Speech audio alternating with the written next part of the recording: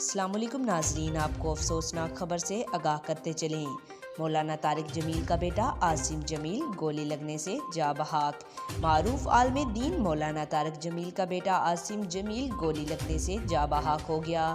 RPO Multan Sohail Chaudhry کے مطابق مولانا طارق جمیل کے بیٹے عاصم جمیل کے سینے پر گولی لگی ہے۔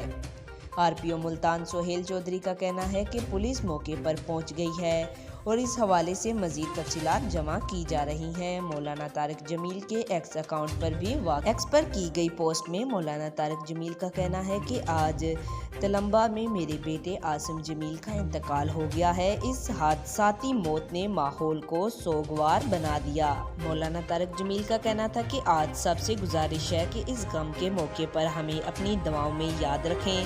اللہ میرے فرزند کو جنت الفردوس میں اعلیٰ مقام عطا فرمائے۔ IG پنجاب ڈاکٹر عثمان انور نے RPO ملتان سے رپورٹ طلب کر لی ہے۔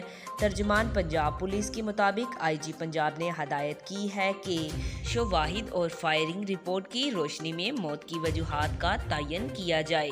ترجمان کا کہنا ہے کہ DPO خانیوال اور سینئر پولیس افسران موقع پر موجود ہیں۔ شواہد اکٹھے کر لیے گئے ہیں۔ آج تک کے لیے اتنا ہی۔ جاتے جاتے آپ سے گزارش ہے ویڈیو کو لائک کریں، چینل کو سبسکرائب کریں، دیے گئے بیل آئیکن کو دبائیں اور کمنٹ میں اپنی رائے کا اظہار ضرور کریں۔